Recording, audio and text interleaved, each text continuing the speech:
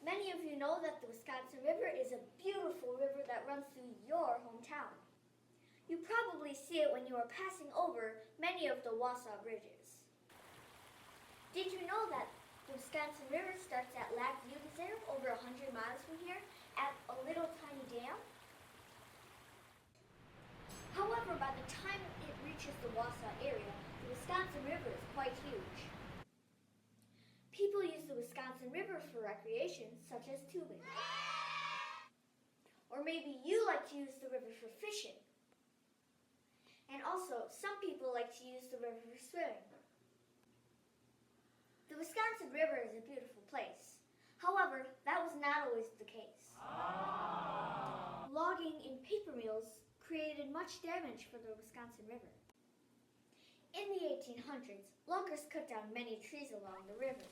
This caused erosion. The logs floating down the river destroyed the riverbanks.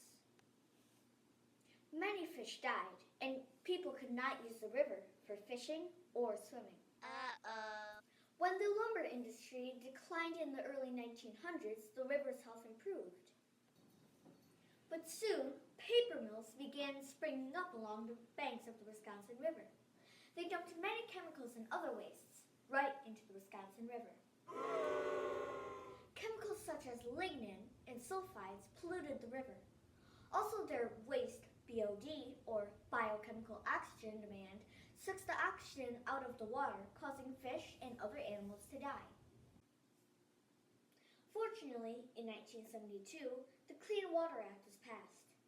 This made it illegal to dump toxic pollutants into the river. Paper mills now had to clean their used water before putting it back into the river. I spoke to John Kohler, an environmental engineer at Neenah Papers. He told me how they get about cleaning the used water. First, the used water goes into the primary clarifier.